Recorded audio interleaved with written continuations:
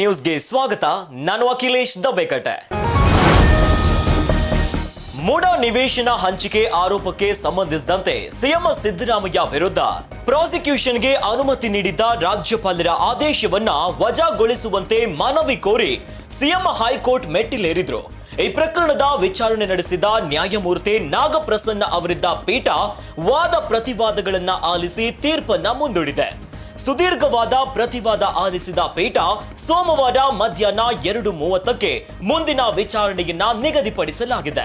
ವಿಚಾರಣೆಯ ವೇಳೆ ವಾದ ಆರಂಭಿಸಿದ ಪ್ರೊಫೆಸರ್ ರವಿವರ್ಮ ಕುಮಾರ್ ಕರ್ನಾಟಕದ ಸಿಎಂ ಸಿದ್ದರಾಮಯ್ಯ ಅವರ ವಿರುದ್ಧ ಬಿಎನ್ಎಸ್ ಅಡಿಯಲ್ಲಿ ಪ್ರಾಸಿಕ್ಯೂಷನ್ಗೆ ಅನುಮತಿ ನೀಡಲು ಸಾಧ್ಯವಿಲ್ಲ. ಯಾಕೆಂದರೆ ಅರ್ಜಿದಾರರು ದೂರು ನೀಡುವಾಗ ದೇಶದಲ್ಲಿ ನೂತನ ಬಿಎನ್ಎಸ್ ಕಾಯ್ದೆ ಜಾರಿಗೆ ಬಂದಿರಲಿಲ್ಲ. ಆಗ ಇನ್ನು ಐಪಿಸಿ ಕಾಯ್ದೆ ಇತ್ತು. ಹೀಗಾಗಿ ರಾಜ್ಯಪಾಲರು ಆರ್ಟಿಕಲ್ 20ರ ಪರವಾಗಿ ಉಲ್ಲೇಖಿಸಿಲ್ಲ ಎಂದು ವಾದವನ್ನ ಮಂಡಿಸಿದರು. ಈ ವೇಳೆ ಮಧ್ಯ ಪ್ರವೇಶಿಸಿದ solicitor general Tushar Mehta 17A ಮತ್ತು 19ರಲ್ಲಿ ವ್ಯತ್ಯಾಸಗಳಿವೆ. ರಾಜ್ಯಪಾಲರು ಕರ್ತವ್ಯದಂತೆ 17A ಉಲ್ಲೇಖಿಸಿದ್ದಾರೆ.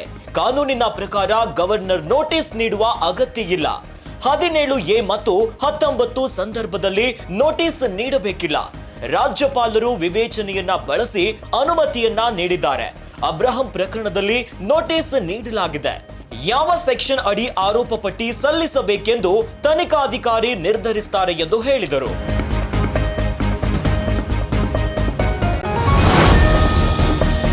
ಸಿಎಂ ಸಿದ್ದರಾಮಯ್ಯ ವಿರುದ್ಧ ಪ್ರಾಸಿಕ್ಯೂಷನ್ಗೆ ಅನುಮತಿ ನೀಡಿರೋ ರಾಜ್ಯಪಾಲರ ನಡೆಯನ್ನ ಖಂಡಿಸಿ ವಿಧಾನಸೌಧ ಆವರಣದಲ್ಲಿರುವ ಗಾಂಧಿ ಪ್ರತಿಮೆಯ ಬಳಿ ಸಿಎಂ ಸಿದ್ದರಾಮಯ್ಯ, ಡಿಸಿಎಂ ಡಿಕೆಶಿ ಸೇರಿದಂತೆ ಸಂಪುಟ ಸಹೋದ್ಯೋಗಿಗಳು, ಕಾಂಗ್ರೆಸ್ ಶಾಸಕರು ಮತ್ತು ಸಂಸದರು ಪ್ರತಿಭಟನೆ ನಡೆಸಿ ರಾಜ್ಯಪಾಲರು ಪಕ್ಷಪಾತ ಧೋರಣೆ ನಡೆಸುತ್ತಿದ್ದಾರೆ ಎಂದು ಕಿಡಿಕಾರಿದರು.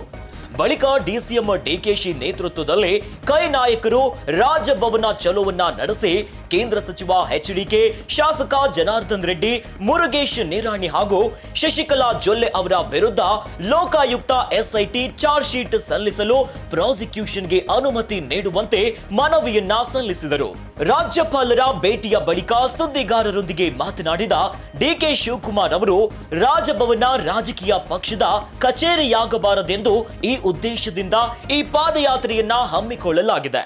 ರಾಜ್ಯಪಾಲರ ಪೀಠ ಸಂವಿಧಾನವನ್ನ ರಕ್ಷಿಸುವ ಪೀಠ. ರಾಜ್ಯಪಾಲರ ಕಚೇರಿ ಸರ್ಕಾರವನ್ನ ರಕ್ಷಿಸುವ ಪೀಠವಾಗಿದೆ.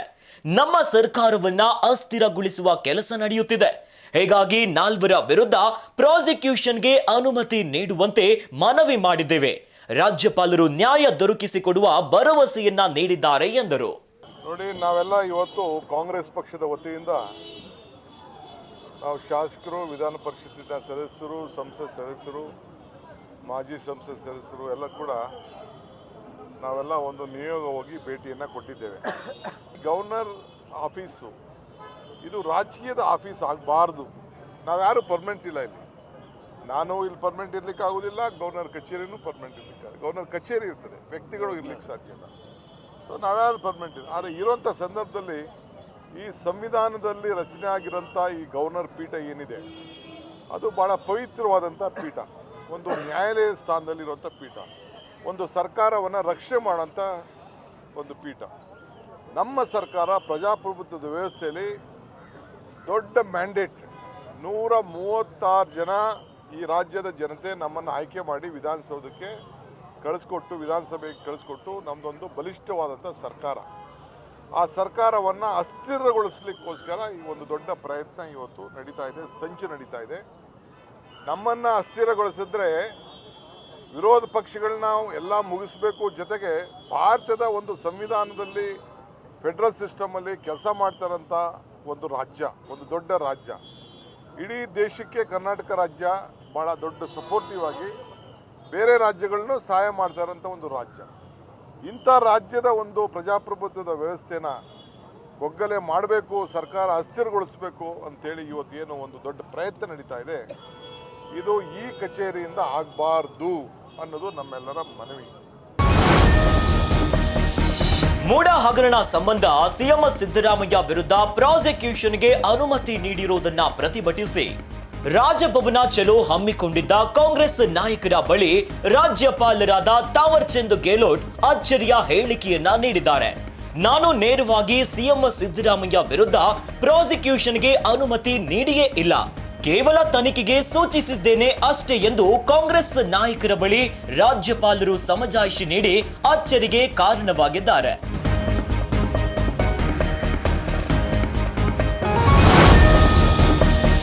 ಮೂಡ ನಿವೇಶನ ಹಂಚಿಕೆ ಪ್ರಕರಣಕ್ಕೆ ಸಂಬಂಧಿಸಿದಂತೆ ಸಿಎಂ ಸಿದ್ದರಾಮಯ್ಯ ವಿರುದ್ಧ ರಾಜ್ಯಪಾಲರು ಪ್ರಾಸಿಕ್ಯೂಷನ್ಗೆ ಅನುಮತಿ ನೀಡಿರುವುದರ ವಿರುದ್ಧ ಕಾಂಗ್ರೆಸ್ ನೀಡಿದ್ದ ದೂರಿಗೆ ರಾಷ್ಟ್ರಪತಿ ದ್ರೌಪದಿ ಮುರ್ಮು ಅವರು ಸ್ಪಂದಿಸಿದ್ದಾರೆ.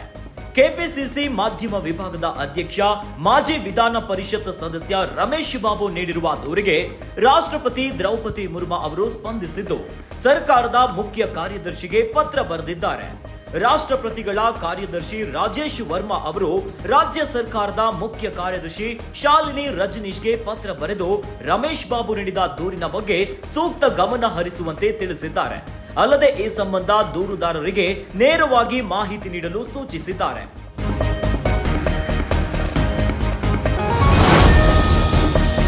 ಬಿಜೆಪಿ ಸಂಸದ ಮಾಜಿ ಸಿಎಂ ಬಸವರಾಜ ಬೊಮ್ಮಾಯಿ ಅವರ ಪುತ್ರ ಭರತ್ ಬೊಮ್ಮಾಯಿ ಶಿಗ್ಗಾವಿ ವಿಧಾನಸಭಾ ಕ್ಷೇತ್ರದ ಉಪಚುನಾವಣೆಗೆ ಪಕ್ಷದ ಅಭ್ಯರ್ಥಿಯಾಗಿರುವ ಸಾಧ್ಯತೆ ಇದೆ ಎನ್ನಲಾಗ್ತಿದೆ. ಶಿಗ್ಗಾವಿ ಕ್ಷೇತ್ರದ ಸಮೀಕ್ಷೆಗಳ ಆಧಾರದ ಮೇಲೆ ಪಕ್ಷದ ನಾಯಕರು ಭರತ್ ಬೊಮ್ಮಾಯಿ ಅವರಿಗೆ ಬೆಂಬಲವನ್ನ ನೀಡುತ್ತಿದ್ದು ಅವರಿಗೆ ಟಿಕೆಟ್ ನೀಡುವ ಬಗ್ಗೆ ಬಿಜೆಪಿ ವರಿಷ್ಠರಿಗೆ ತಿಳಿಸಿದ್ದಾರೆ ಎನ್ನಲಾಗಿದೆ. ಶಿಗ್ಗಾವಿಯ ಶಾಸಕರಾಗಿದ್ದ ಬಸವರಾಜ ಬೊಮ್ಮಾಯಿ ಅವರು ಹಾವೇರಿ ಗದಗ ಲೋಕಸಭಾ ಕ್ಷೇತ್ರದಲ್ಲಿ ಗೆದ್ದು ಸಂಸದರಾದ ಬಳಿಕ ರಾಜೀನಾಮೆ ನೀಡಿದ್ರು. ತಂದೆಯಿಂದ ತೆರವಾಗಿರುವ ಕ್ಷೇತ್ರವನ್ನ ಮುನ್ನಡೆಸಲು ಭರತ್ ಬೊಮ್ಮಾಯಿ ಈಗಾಗಲೇ ಸಕಲ ಸಿದ್ಧತೆಯನ್ನ ನಡೆಸಿದ್ದಾರೆ ಎನ್ನಲಾಗಿದೆ. ಗಲಭೆ ಮಾಡಲು, ಪ್ರಚೋದಿಸಲು ಮತ್ತು ದಂಗೆ ಸೃಷ್ಟಿಸಲು ಬಿಜೆಪಿಗೆ ಆರ್ಎಸ್ಎಸ್ ತರಬೇತಿ ನೀಡುತ್ತದೆ ಎಂದು ಆರೋಗ್ಯ ಸಚಿವ ದಿನೇಶ್ ಗುಂಡೂರಾವ್ ವಿವಾದಾತ್ಮಕ ಹೇಳಿಕೆಯನ್ನ ನೀಡಿದ್ದಾರೆ. ಮೂಡ ಹಗರಣದಲ್ಲಿ ಸಿಎಂ ಸಿದ್ದರಾಮಯ್ಯ ವಿರುದ್ಧ ಬಿಜೆಪಿ ಪ್ರತಿಭಟನೆ ನಡೆಸುತ್ತಿರುವ ಕುರಿತು ಪ್ರತಿಕ್ರಿಯಿಸಿದ ಸಚಿವರು, ಸುಳ್ಳನ್ನ ಸತ್ಯವಾಗಿಸುವುದು ಆರ್ಎಸ್ಎಸ್ನ ಕೆಲಸ. ಸಮಾಜದಲ್ಲಿ ಪ್ರಚೋದನೆ ಮತ್ತು ಗಲಭೆ ಸೃಷ್ಟಿಸುವುದು ಹೇಗೆ ಎಂದು ತರಬೇತಿ ನೀಡುತ್ತಾರೆ. ಬಿಜೆಪಿಯವರು ದೇಶದಾದ್ಯಂತ ಗಲಾಟೆ ಮಾಡಿ ಸುಳ್ಳನ್ನ ಸತ್ಯವನ್ನಾಗಿಸಿ ಪ್ರಯತ್ನಿಸುತ್ತಿದ್ದಾರೆ. ಆದ್ರೆ ಅವರು ಯಶಸ್ವಿಯಾಗುವುದಿಲ್ಲ. ನಾವು ಹೆದರೋದಿಲ್ಲ ಮತ್ತು ಸಿಎಂ ಸಿದ್ದರಾಮಯ್ಯ ಯಾವುದೇ ತಪ್ಪನ್ನ ಮಾಡಿಲ್ಲ ಎಂದು ಮಂಗಳೂರಿನಲ್ಲಿ ದಿನೇಶ್ ಗುಂಡೂರಾವ್ ಸಮರ್ಥಿಸಿಕೊಂಡಿದ್ದಾರೆ.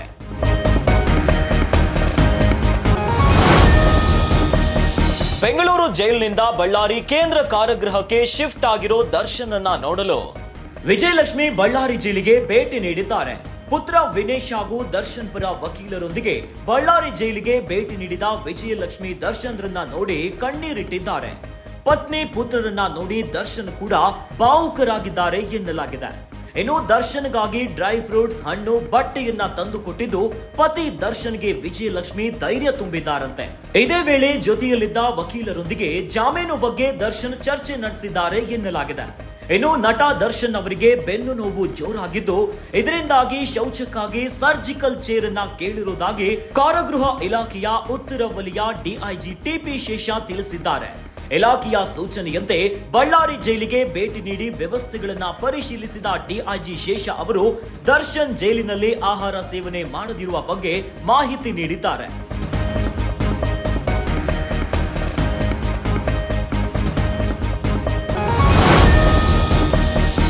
ರೇಣುಕಾಸ್ವಾಮಿ ಕೊಲೆ ಪ್ರಕರಣದಲ್ಲಿ ಜಾಮೀನು ಕೋರಿ A1 ಆರೋಪಿ ಪವಿತ್ರ ಗೌಡ ಹಾಗೂ A7 ಆರೋಪಿ ಅನುಕುಮಾರ್ ಸಲ್ಲಿಸಿದ್ದ ಜಾಮೀನು ಅರ್ಜಿಯನ್ನ ಕೋರ್ಟ್ ವಜಾಗೊಳಿಸಿದೆ. ಇಂದು ಜಾಮೀನು ಅರ್ಜಿ ವಿಚಾರಣೆ ನಡೆಸಿದ ಸಿಸಿಎಚ್ 57ನೆಯ ನ್ಯಾಯಾಲಯ ಪವಿತ್ರ ಗೌಡಗೆ ಬೇಲ್ ನಿರಾಕರಿಸಿದೆ. ಪವಿತ್ರ ಗೌಡ ಪರ ಹಿರಿಯ ವಕೀಲ ಟಾಮಿ ಸೆಬೆಸ್ಟಿಯನ್ ಜಾಮೀನು ಅರ್ಜಿಯನ್ನ ನ್ಯಾಯಾಲಯಕ್ಕೆ ಸಲ್ಲಿಸಿದರು. ಇಂದು ಬೆಂಗಳೂರಿನ ಸಿಟಿ ಸಿವಿಲ್ ಮತ್ತು ಸೆಷನ್ಸ್ ನ್ಯಾಯಾಲಯದಲ್ಲಿ ಅರ್ಜಿಯ ವಿಚಾರಣೆ ನಡೆದಿದ್ದು, ವಿಚಾರಣೆ ಆಲಿಸಿದ ನ್ಯಾಯಾಧೀಶರು ಜಾಮೀನು ಅರ್ಜಿಯನ್ನ ತಿರಸ್ಕರಗೊಳಿಸಿ ಆದೇಶವನ್ನ ಮಾಡಿದ್ದಾರೆ. ಈ ಮೂಲಕ ಜಾಮೀನು ಸಿಗಬಹುದು ಎಂಬ ಆಸೆಯಲ್ಲಿದ್ದ ಪವಿತ್ರ ಗೌಡಗೆ ನಿರಾಸೆಯಾಗಿದೆ.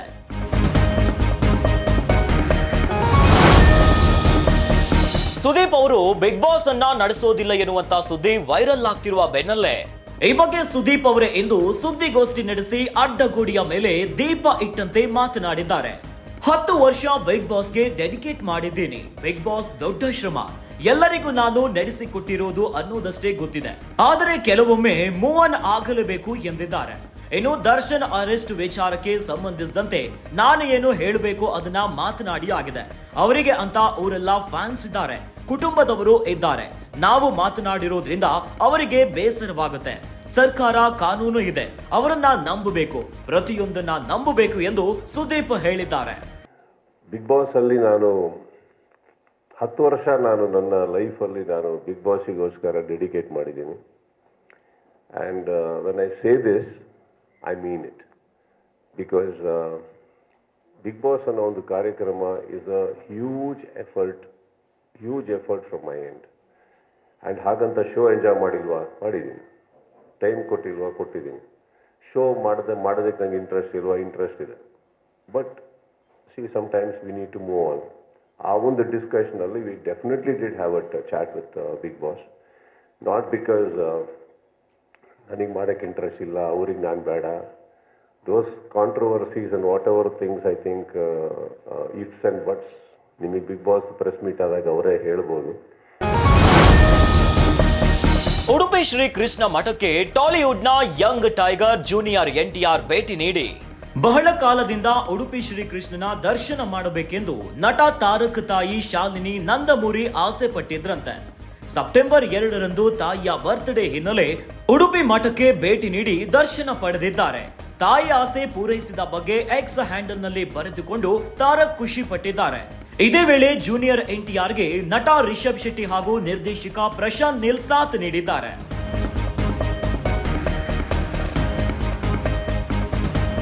ಇವಿಷ್ಟು ಈ ಹೊತ್ತಿನ ಟಾಪ್ 10 ನ್ಯೂಸ್. ಇನ್ನಷ್ಟು ಸುದ್ದಿಗಳಿಗಾಗಿ ನೋಡ್ತಾ ಇರಿ ಗ್ಯಾರಂಟಿ ನ್ಯೂಸ್. ಸುದ್ದಿ ಖಚಿತ, ನ್ಯಾಯ ನಿಶ್ಚಿತ.